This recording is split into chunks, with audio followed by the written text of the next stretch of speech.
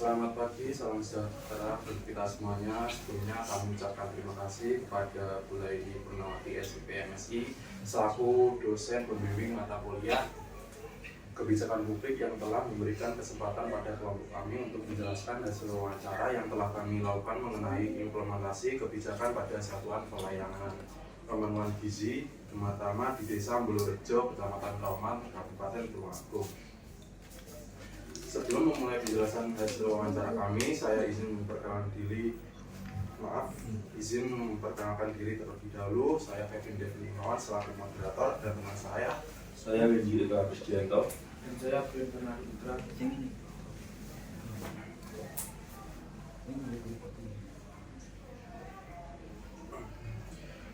Wawancara kami ini dilatar belakangi dengan kebijakan makanan bergizi gratis yang merupakan salah satu program dalam pemerintahan Presiden Prabowo Subianto. Program ini mulai diperkenalkan sejak masa kampanye pemilihan Presiden tahun 2024 dengan tujuan utama meningkatkan kualitas asupan gizi bagi anak-anak di Indonesia.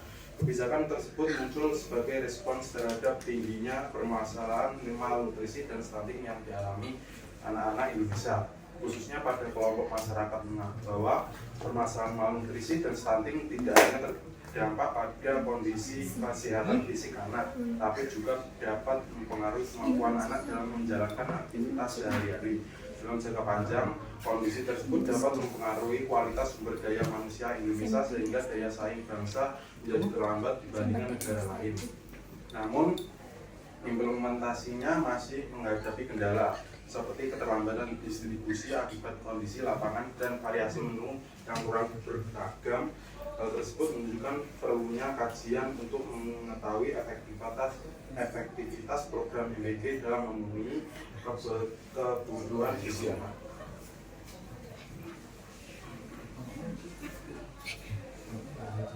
Dari latar belakang yang sudah dijelaskan, terdapat beberapa fokus utama yang akan dibahas terkait implementasi ini.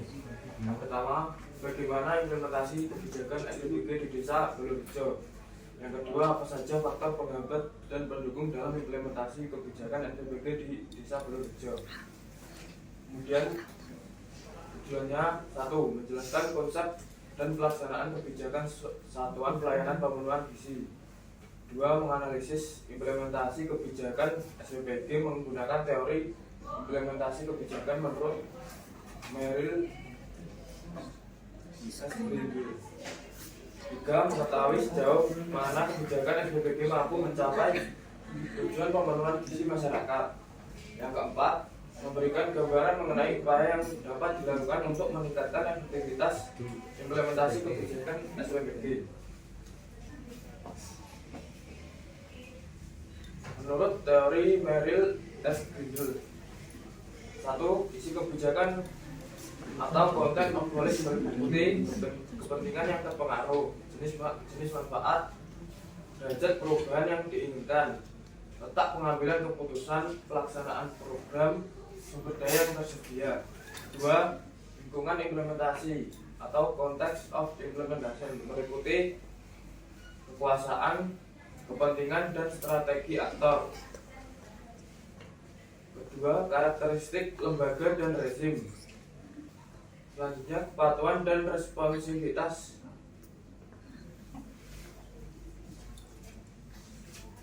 Baik, selanjutnya ada hasil dan pembahasan terkait implementasi kebijakan pada aspek isi kebijakan.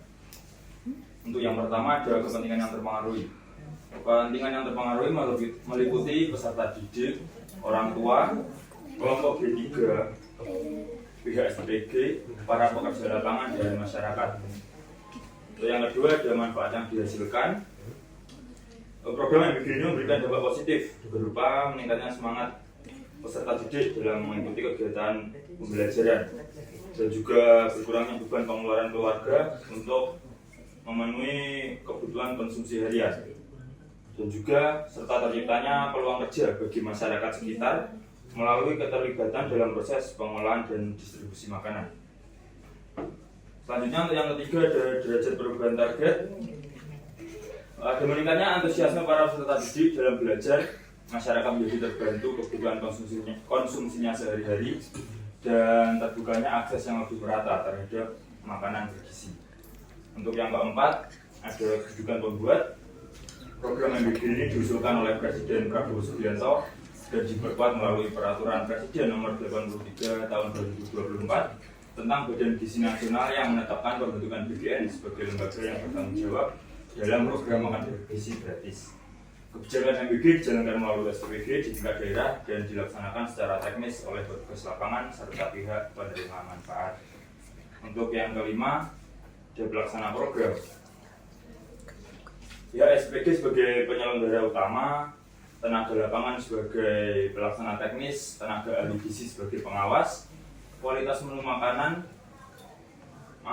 ahli gizi sebagai pengawas kualitas menu makanan dan sekolah maupun masyarakat sebagai penerima manfaat sasaran program.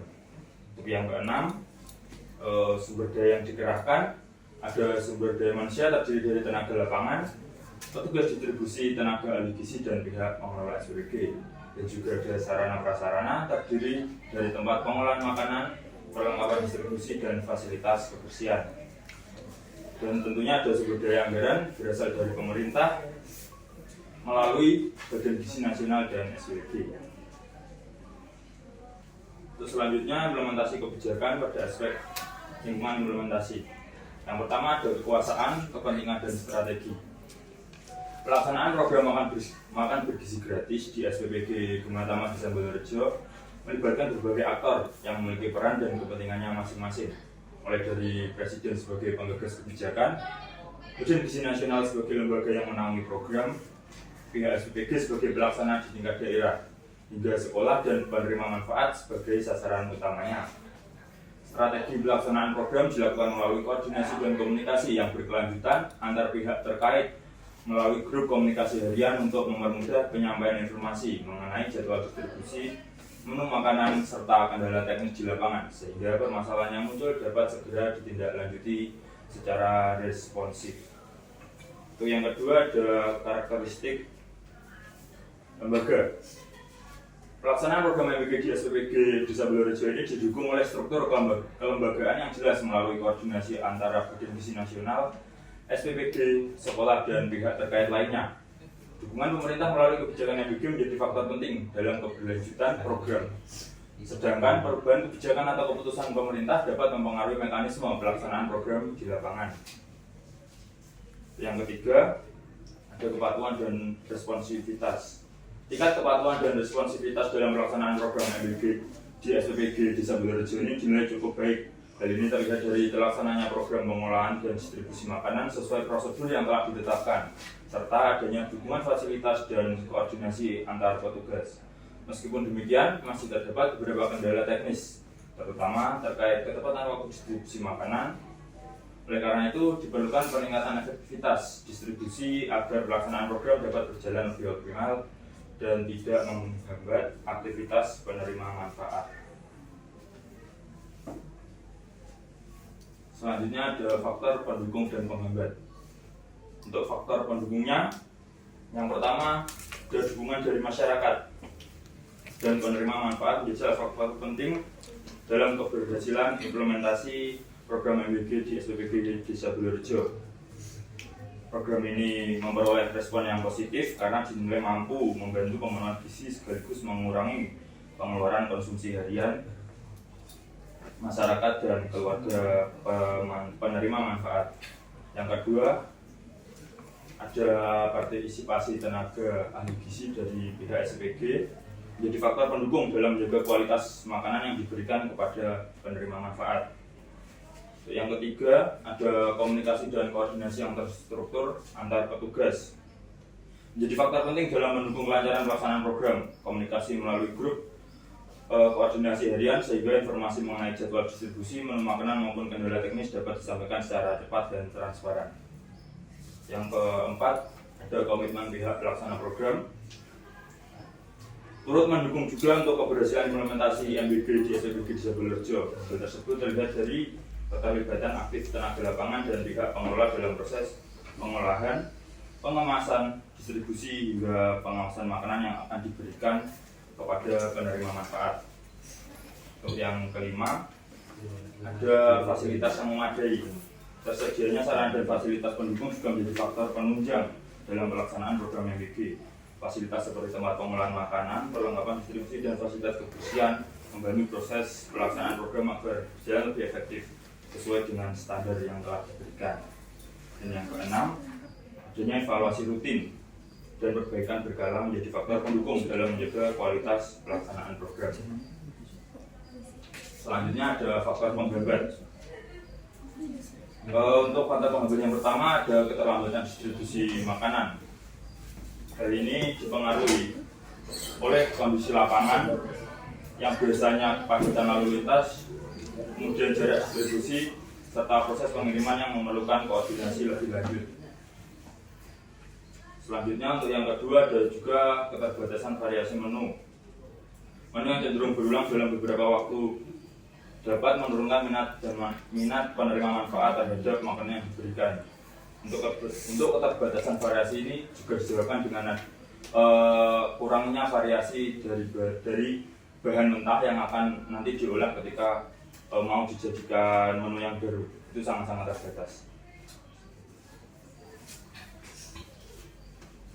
Baik, untuk kesimpulan kali ini menurut kami program makan bergizi gratis di SPB Gematama Desa Ambulurejo telah berjalan dengan baik dan memberikan manfaat nyata dalam meningkatkan pemenuhan gizi masyarakat, mendukung semangat belajar peserta didik dan mengurangi beban ekonomi keluarga. Namun masih terdapat kendala berupa keterlambatan distribusi makanan maupun kurangnya variasi menu sehingga diperlukan perbaikan berkelanjutan agar program dapat berjalan lebih efektif.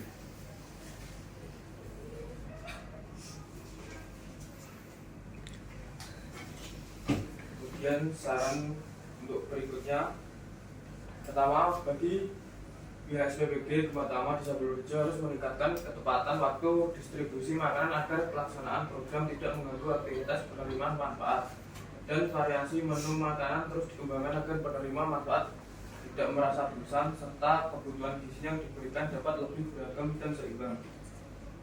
Kedua, bagi seluruh pelaksana program, komunikasi dan koordinasi ditingkatkan guna meminimalisasi kendala teknis selama pelaksanaan program berlangsung. Yang ketiga, bagi pemerintah dan badan gizi nasional terus memberikan dukungan fasilitas.